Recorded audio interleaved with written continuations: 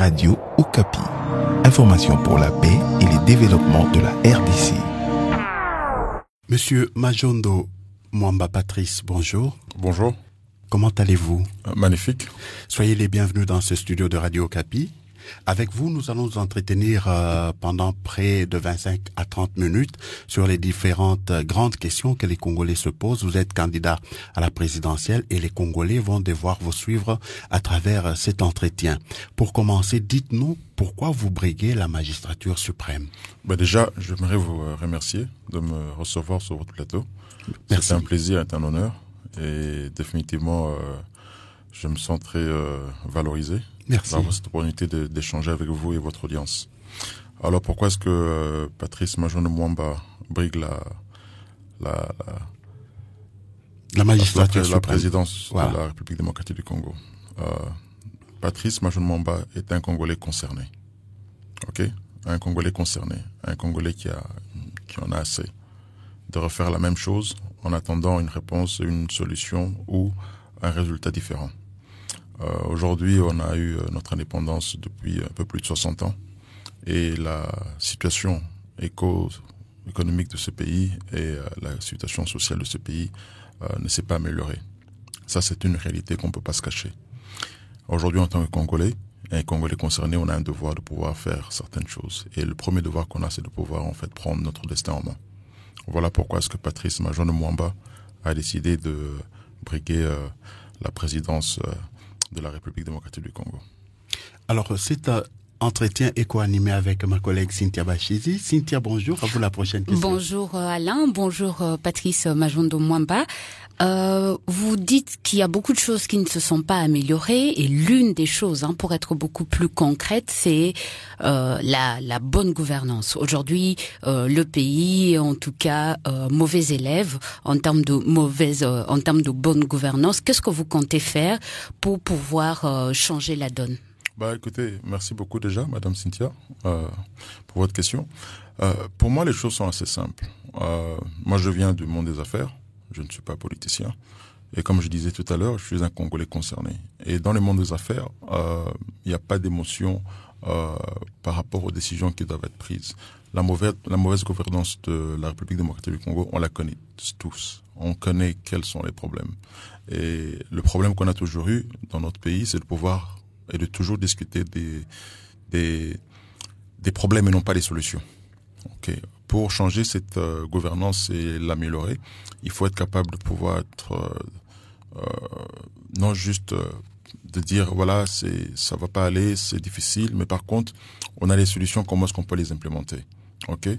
Et dans le monde des affaires, on appelle ça en anglais être be accountable, être responsable de ses actes. Être redevable. Oui, de ses actes, comme dans une compagnie. Si vous êtes PDG de Coca-Cola et que Coca-Cola ne fait pas les mêmes bénéfices qu'ils ont fait pendant les passés 5 ans, on va vous virer. Ça fait pas de vous un mauvais CEO, ça fait juste de vous un manager qui n'a pas pu prendre les bonnes décisions pour votre tenue dans cette position.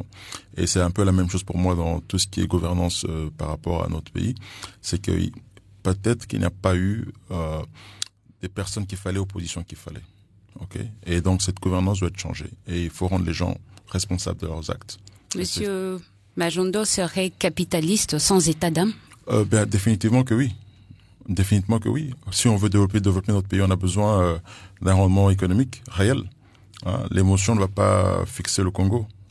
Par contre, nos capacités économiques, le peuple aujourd'hui, s'ils ont cette ouverture à ces capitaux financiers, ça développerait le pays. Ça donnerait une certaine dynamique positive pour la population. Surtout, notre population congolaise, elle est extrêmement jeune, avec un avenir long.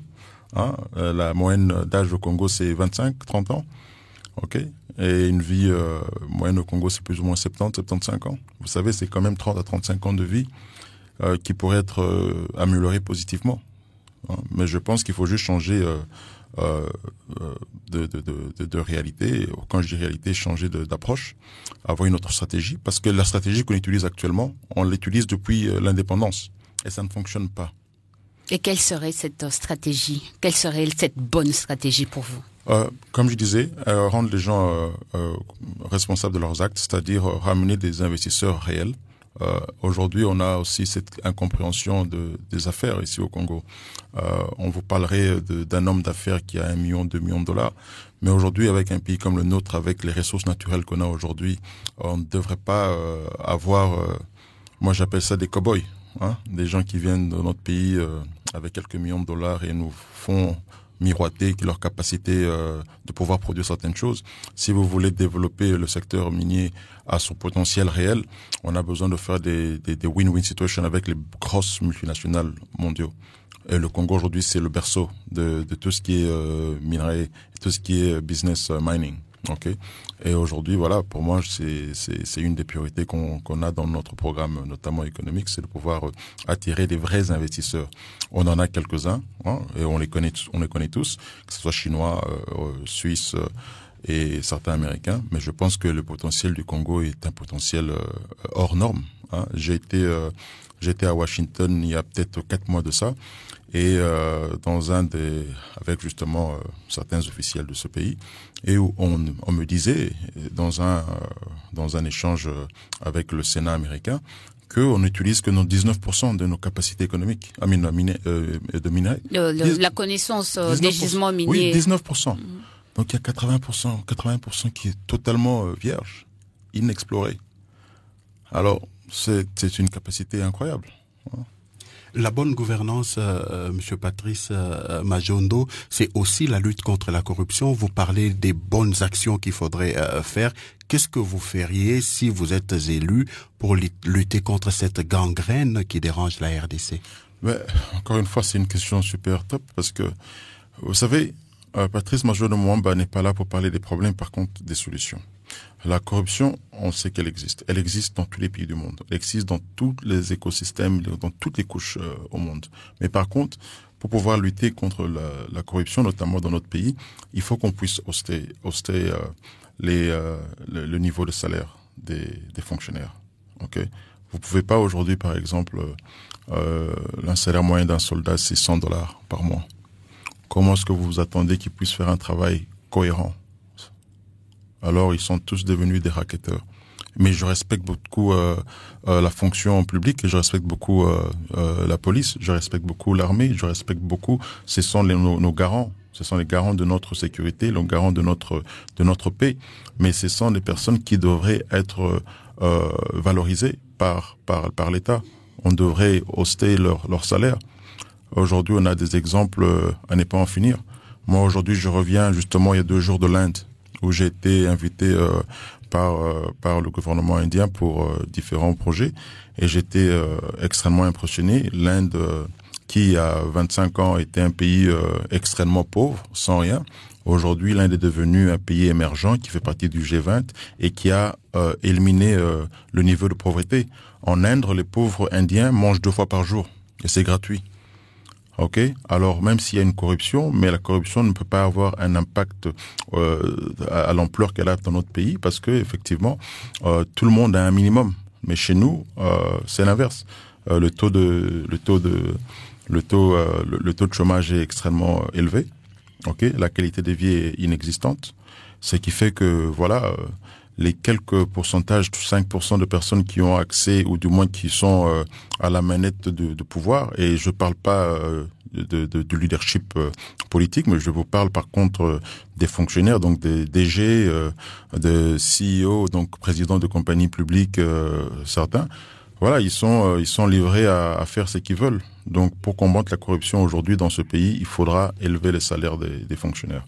Ça, c'est impératif. Et quel rôle la justice pourrait jouer dans votre projet de société si jamais vous êtes élu président de la RDC? Un État souverain sans justice n'est pas un État souverain.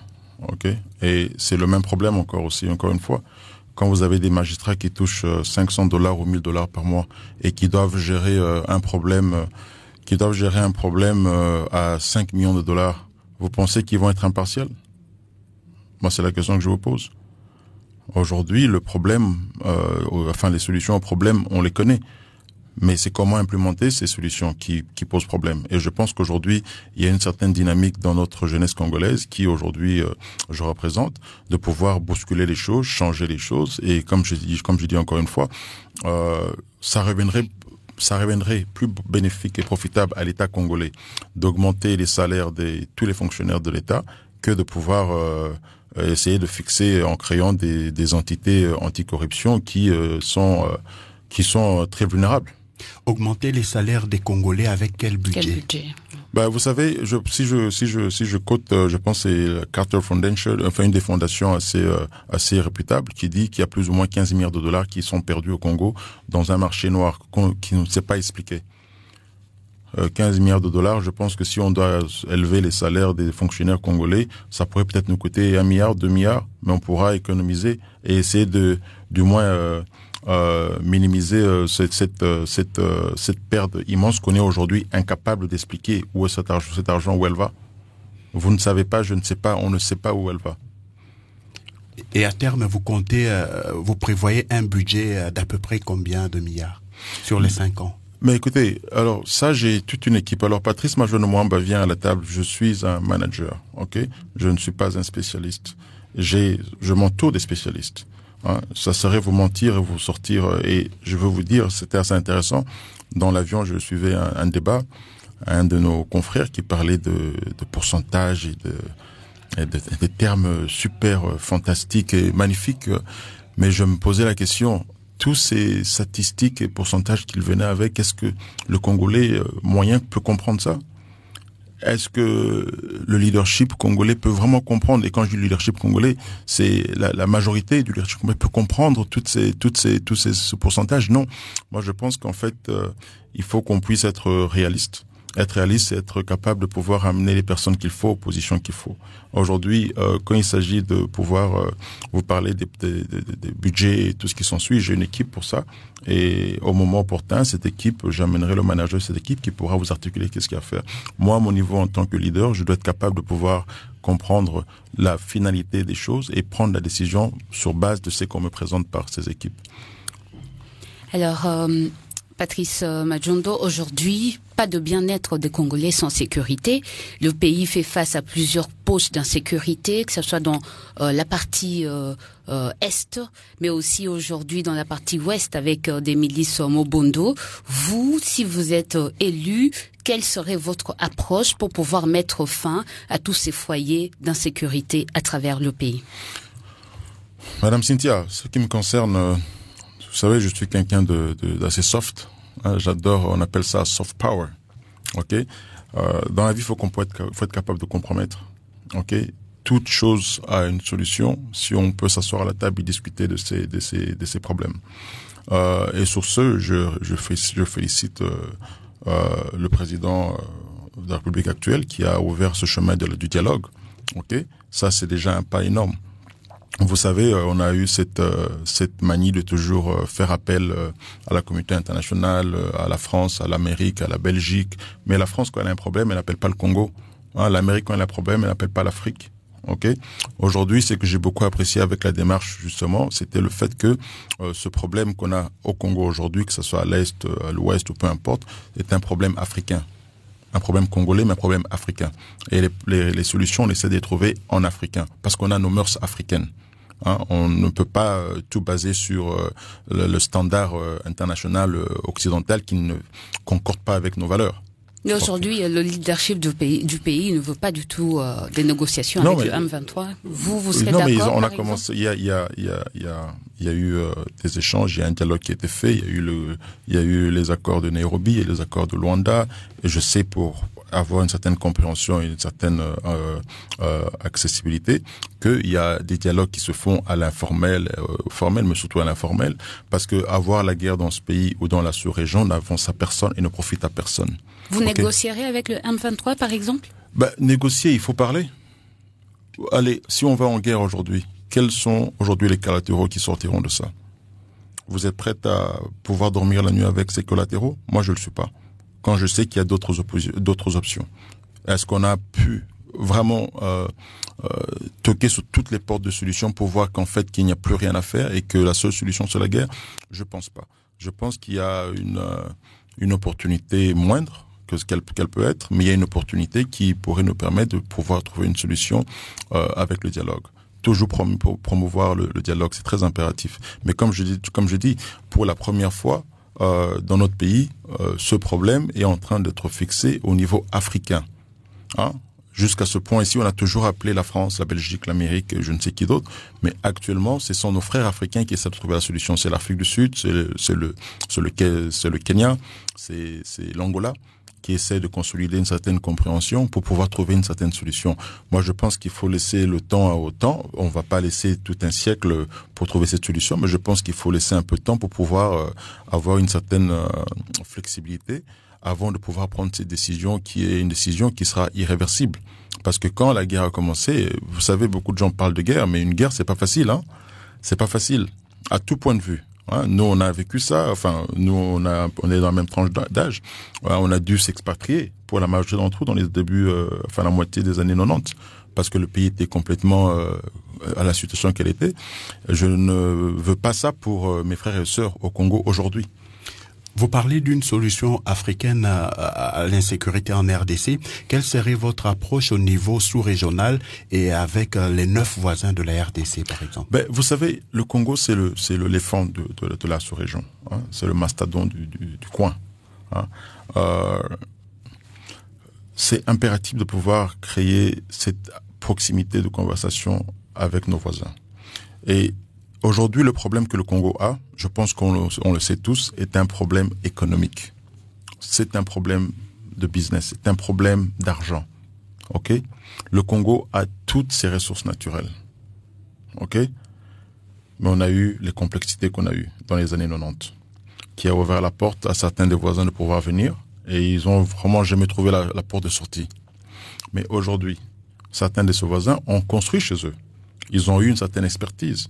En tant que frères, en tant que sœurs, frères et sœurs africains, on peut trouver cette solution. Parce qu'aujourd'hui, par exemple, vous savez, vous avez des pays, certains de nos voisins qui ont trouvé le moyen de pouvoir maximiser, par exemple, le tourisme.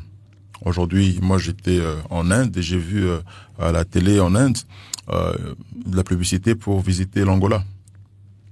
J'ai vu des coins de l'Angola que j'avais jamais vus alors que j'ai visité l'Angola plusieurs fois. Mais je ne savais pas qu'ils avaient des montagnes, je ne savais pas qu'ils avaient certains types d'animaux. Mais voilà, il y a des Indiens qui vont aller en Angola pour faire du tourisme. Mais le Congo a tout ça. Alors mon point, c'est de pouvoir, comme je l'ai dit, essayer de minimiser ces confrontations de violence et essayer de trouver avec le plus avec la meilleure de volonté une solution amicale. Parce que c'est normal que nos voisins puissent essayer de trouver quelque chose de positif chez nous. Et nous, c'est à notre tour de trouver qu'est-ce qu'on peut tirer d'eux. Parce que on est le plus grand du coin. Alors, tout le monde aura les yeux fixés sur le Congo. C'est pas l'inverse, c'est pas le Congo qui a les yeux fixés sur nos voisins. OK? Mais maintenant, si on ignore qu'est-ce que eux ils recherchent, ben, on risque d'avoir des problèmes et ces problèmes vont jamais se finir. Je pense que la solution ici, c'est de pouvoir trouver un compromis avec nos voisins. Et comme je t'ai dit, demain, Patrice Majondo Mwamba, je deviens chef de ce pays. Je vais initier tous ces dialogues, ouvrir toutes ces portes de communication, parce que c'est la seule solution. Le peuple congolais, moi je dis toujours aux gens, tu laisserais ton enfant aller en guerre aujourd'hui? Moi, je n'ai pas envie que mon enfant aille en guerre, parce que je sais qu'il y a des solutions autres que la guerre. La guerre, c'est un traumatisme qui demande 1 à 2 générations pour être fixé. 1 à 2 générations. Est-ce qu'on est prêt aujourd'hui au Congo de pouvoir sacrifier 30 ans? Non, on est déjà en retard. On a un retard incroyable. On a beaucoup parlé déjà d'économie dans cette interview. Vous avez évoqué tout à l'heure le problème du Congo qui est économique. Il y a ce contraste entre ce pays potentiellement riche, trop riche même, et face à une population qui croupit dans la misère la plus noire. Concrètement, pour Patrice Majondo à la tête de ce pays, est-ce que le miracle congolais est possible? Mais il est plus que possible. Comme je disais, monsieur, tout à l'heure, les solutions, on les connaît. Comment les implémenter, c'est là le challenge. Maintenant, je vous pose la question. On est dans un pays de 100 millions d'habitants plus. Le leadership de ce pays a une moyenne d'âge de peut-être 65-70 ans. La population a une moyenne d'âge de 25 à 30 ans. Donc, on est l'idée par des gens qui sont complètement déconnectés de la réalité actuelle. Et moi, je dis toujours, et à mes collaborateurs, et à mes partenaires, il faut qu'on soit des hommes de notre temps. You have to be a man of your time. Aujourd'hui, on est dans un temps de technologie. Demandez à certains de nos papas et oncles de se connecter sur Facebook, ils vont dire existant. Ils sont pas capables. Donc Patrice Majondo va faire table rase de cette vieille classe politique. Du tout. Pour laisser la place aux jeunes. Du tout. Mais par contre, ce que j'aimerais faire, qu'est-ce que je ferais, qui est dans mon programme, c'est de pouvoir, vous savez, comme je disais, on a plus de 15 milliards de dollars qui disparaissent dans ce pays. On n'est pas capable de pouvoir counting for. On n'est pas capable de pouvoir justifier où cet argent parte. OK? Mais ça coûterait vachement moins à l'État congolais de garder tout ce leadership où ils sont, parce que beaucoup d'entre eux adorent les titres, être appelé excellence, honorable. Moi, je pense que ça serait important de leur laisser les titres. Je pense que ça serait important de leur donner tous les avantages qu'ils ont actuellement. Mais par contre, comme dans certains pays, le Maroc est un exemple parfait, avec son excellent le roi Mohamed VI, amener une nouvelle classe émergente et laisser cette classe leadership congolaise actuelle comme des wise, comme des conseillers, des sages, tout en leur donnant tous les avantages qu'ils ont actuellement. Le titre, les avantages en nature, les avantages financiers, parce que à la finalité, ça revient moins cher à l'État congolais que de laisser avec beaucoup de respect que j'ai pour eux, et je les aime tous et j'ai beaucoup de respect pour eux, mais la réalité est que on n'est pas capable d'implémenter les solutions qu'on connaît. Parce que peut-être que, voilà, ils sont un peu déconnectés de la réalité. Alors qu'aujourd'hui, moi, je suis toujours impressionné. Je rencontre beaucoup de Congolais d'ici et là, et très souvent, je me dis, mais waouh! On a des génies, on a des gens qui ont une capacité incroyable, mais qui n'ont pas la capacité, l'opportunité de pouvoir justement démontrer leur capacité, parce que voilà, il y a pas de travail, il y a pas de plateforme pour qu'ils puissent justement s'émanciper. Et Monsieur Majondo, comment mettre fin à cette malédiction des ressources naturelles? C'est pas une malédiction, ce sont des choix. Moi et vous, on sait, ce sont des choix. On sait qui sont qui fait quoi. Ce sont des choix, et mettre fin à ça, comme je dis encore une fois, c'est une question d'implémenter. Comme je dis, moi, il y a une classe aussi, il y a une couche de leadership ici que je veux pas impliquer dans notre programme, mais par contre, je leur donnerai tout ce qu'ils veulent. Tout ce qu'ils ont aujourd'hui, je leur donnerai, et si pas plus. Parce que, en fait, il faut pas non plus négliger leur réalité et leur expertise, qui est important pour nous. Mais qu'est-ce que je veux, c'est pouvoir dynamiser cette nouvelle classe qui arrive. Parce que, aujourd'hui, le Congo, DRC, le Congo, est aujourd'hui la pièce majeure pour l'écosystème de ce monde dans lequel on vit aujourd'hui. On ne peut pas parler de climat sans le Congo. On est le deuxième poumon du monde. Après l'Amazone, c'est le bassin Congo. On ne peut pas parler d'être dans l'électrique ou peu importe sans le Congo. On a des capacités au point de vue cobalt et tout ce qui s'ensuit, qui fait qu'on veuille ou non, en fait, le Congo joue ce rôle-là. Mais non, ce n'est pas la faute de l'Américain, du Français, du Belge, du Suisse. Non, c'est la faute du Congolais, parce que eux, ils sont en business. Quand ils viennent faire du mining ici, ils vont faire du mining. Ils vont te donner, vous allez faire le deal. Ils vont te donner qu'est-ce que tu es supposé avoir basé sur les contrats que vous signez. Maintenant, qu'est-ce que tu fais de ça? C'est pas son problème. C'est pour ça que moi, aujourd'hui, et ça, je peux parler pour la majorité de la jeunesse congolaise, on ne veut plus pointer du doigt. On n'a plus envie de dire c'est la faute de tel, c'est la faute de tel. Non, c'est la faute de nous. Alors, on va commencer par nous. On va essayer de se gérer nous ici au Congo, tout en faisant du win-win situation. Et on a aujourd'hui, j'ai dit ça il y a quelques temps de ça, même en Inde, on a une diaspora congolaise qui est juste incroyable. On a des Congolais dans tout et partout. Mais ces Congolais, quand ils viennent ici, ils n'ont pas de plateforme où ils peuvent vraiment s'émanciper.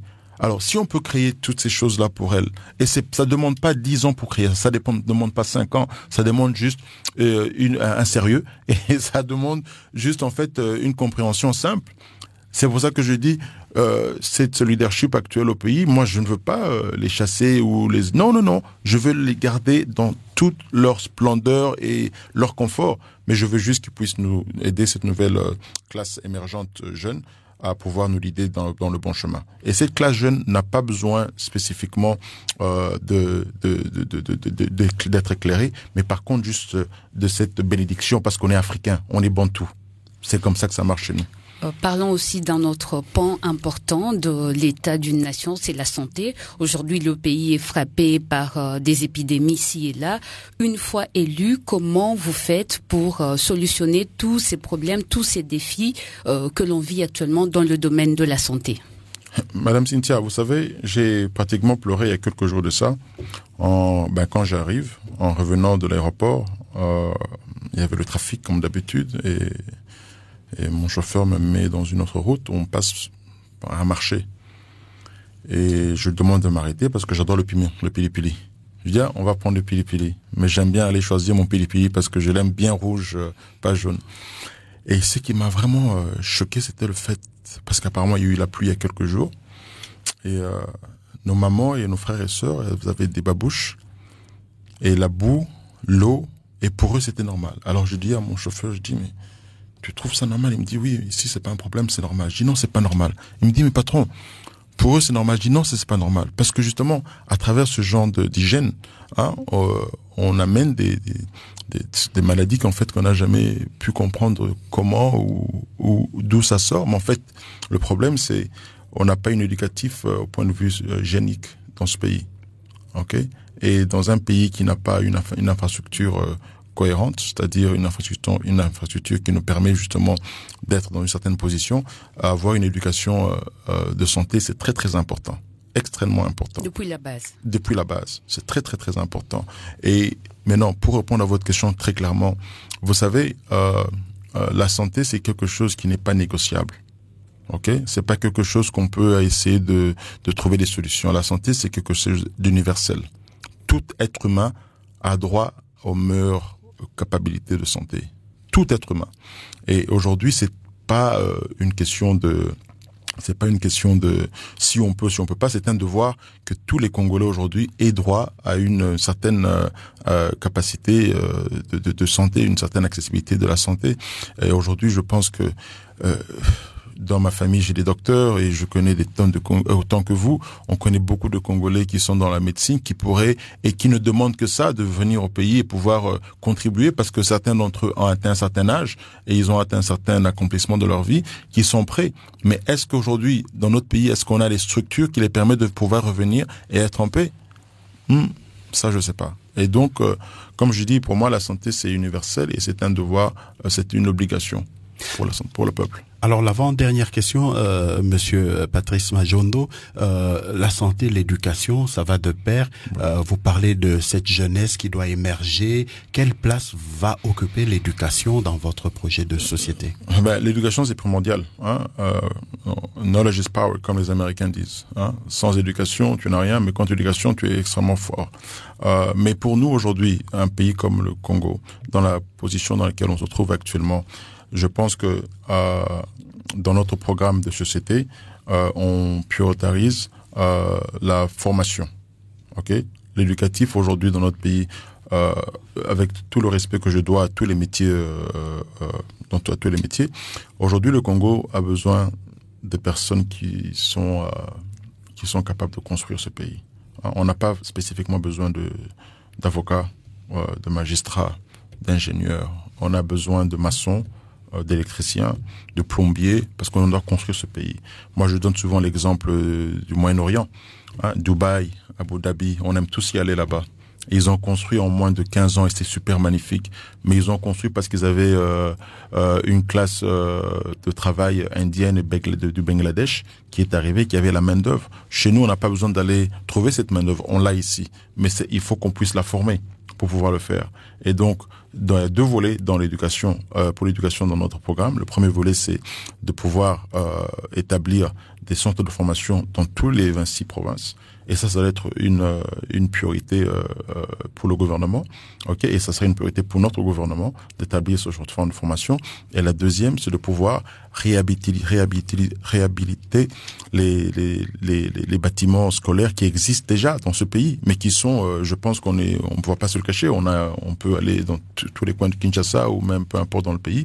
Les bâtiments sont là, mais il n'y a pas de maintenance. Ce qui fait qu'au bout de 15-20 ans, les buildings ont l'air d'être des buildings qui ont passé la guerre, alors qu'il n'y a pas eu une guerre spécifique dans ce sens-là dans la ville de Kinshasa ou peut-être au Katanga, mais c'est juste un problème d'entretien qui n'a pas encore été fait, qui, par ricochet, pourrait aussi dynamiser justement l'entrepreneuriat congolais à basse échelle, qui pourrait justement faire ce travail-là, parce qu'on n'a pas besoin de grosses corporations pour faire ce travail de réhabilitation. Donc, comme je dis, il y a deux volets. Il y a la la priorité de pouvoir établir ces programmes, donc ce centre de formation dans ce pays, parce que c'est avec eux qu'on va construire le Congo.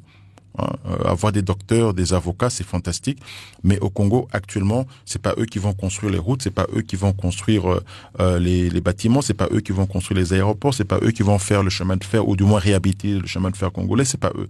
Donc on a besoin de pouvoir créer et de pouvoir former cette jeunesse-là. Et comme je dis, ça permet justement de retrouver la chose la plus importante dans ce pays qu'on a complètement perdu, l'identité du Congolais. Cynthia, à vous l'honneur pour la dernière question. Vous parlez justement de l'identité du Congolais. Aujourd'hui, plusieurs organisations expriment leurs craintes avec une cohésion nationale qui semble, en tout cas, qui est mise à mal actuellement. Une fois élu, qu'est-ce que vous ferez pour rebâtir, restaurer cette cohésion nationale, cette unité nationale? Mais vous allez l'entendre pendant ma campagne qui commence dans quelques jours. Alors, l'axe le plus importante pour moi, c'est l'amour. Ok. Alors, on est là dans notre pays, on est tous des croyants. On prie énormément dans nos familles et tout ce qui s'ensuit. Mais est-ce qu'on s'aime vraiment en tant que Congolais? Ça, c'est la question que je me pose. Vous savez, pour des gens comme nous qui avons l'opportunité et la chance de voyager un peu partout dans le monde, il y a des choses qui captivent notre attention. Vous allez, comme je disais tout à l'heure, au Moyen-Orient. Ils sont très unis, malgré qu'ils ont des divergences entre eux, mais quand il s'agit de leur pays, en tant que pays, ils sont vraiment unis. Vous allez, je prendrai l'exemple de l'Amérique, qui est un exemple complètement sur lequel je peux vraiment me rattacher parce que je l'ai vécu. L'Américain, qui soit de gauche ou de droite, quand il s'agit de l'Amérique, il devient Amérique. Ok. Et je prends toujours l'exemple. Moi, je suis dans un mariage mixte. Ma femme, elle est américaine. Mes enfants sont mixtes, ils sont congolais américains, mais mes 3 fils, depuis qu'ils ont 4 ans, ils savent chanter l'hymne national américain. Et tous les matins à l'école, ils chantent l'hymne national américain. Et je me rappelle, moi, étant jeune, à Lubumbashi, quand j'allais à l'école, on chantait l'hymne national. À l'époque, c'était l'hymne national zaïroise. Aujourd'hui, je pense pas que c'est toujours d'actualité. Et je pense que ça, c'est un très grand problème parce qu'on a perdu justement cette identité, cet amour. Ça, c'est une chose. La deuxième chose, c'est ce problème vous savez, on a un pays, comme on a parlé tout à l'heure, avec 9 voisins assez énormes et tout ce qui s'ensuit. Et donc, de part et d'autre du pays, il y a des villages qui ont été découpés par quelqu'un à Berlin, qui n'avait pas la compréhension qu'en fait, au Katanga, vous pouvez être soylophone Kibemba ou alors soylophone anglophone. Ok. La même chose au Kasaï, vous parlez kassaïen français ou kassaïen chiluba angolais, portugais. Et donc, je pense que c'est important qu'on puisse revenir sur les bases. Et les bases, c'est justement qu'est-ce qui nous unit. Aujourd'hui, dans ce pays, la chose qui unit le Congolais, quand il s'agit de la langue, c'est le français. Dans beaucoup d'émissions sur lesquelles je suis passé, on me dit dis quelque chose en lingala, dis quelque chose en chiluba, dis quelque chose en swahili, dis quelque chose en kikongo. Mais je lui dis voilà, si moi je dis quelque chose en chiluba, le Congolais qui vit à Goma, il compte pas. Si je dis quelque chose en swahili, celui qui vit à Mbandaka, il compte pas. Si je dis quelque chose mais vous savez, alors que le français c'est la chose qui nous réunit tous. On a nos appartenances, elles sont qu'est-ce qu'elles sont, mais on est tous Congolais. Et j'ai souvent dit, et je l'ai dit, et je continue à le dire, et comme je dis, la campagne commence bientôt, donc vous allez m'entendre beaucoup parler de ça, parce que on va conduire une campagne un peu différente des autres, avec beaucoup de respect, comme je dis, assez simple, mais on recherche dans cette campagne pas des gens qui viennent pour un sandwich, pour un Fanta, mais par contre des gens qui ont en fait une idéologie. C'est la seule manière qu'on pourra avancer ce pays et changer ce pays. Et donc, parlons de cette unité, de cette cohésion, comme je disais tout à l'heure, c'est important aujourd'hui que dans notre pays, qu'on puisse promouvoir cet amour du prochain. Pas juste parler, parce qu'on parle, on adore parler, et on le fait assez fantastiquement. Mais quand il s'agit de pouvoir implémenter ce qu'on parle, là, les gens disparaissent. Et donc, moi, dans cette campagne, je veux beaucoup promouvoir cet amour du prochain, parce que c'est impératif. Si on ne s'aime pas entre nous, on ne pourra pas construire ce pays. Bonne chance pour cette campagne différente que vous allez mener, donc. Oui, merci beaucoup. Monsieur Majondo Mwamba Patrice, merci d'avoir accepté l'invitation de grands témoins de Radio Okapi. Merci beaucoup. Merci à vous. Merci aussi à toute l'équipe qui nous a accompagnés, Cynthia Bachizi, Alain Irung, Jonathan Fouanani, Clément Chimanga et Jean-Noël Mokondo à la prise de son. Mesdames et messieurs, merci de nous avoir suivis. Au revoir. Radio Okapi. Information pour la paix et le développement de la RDC.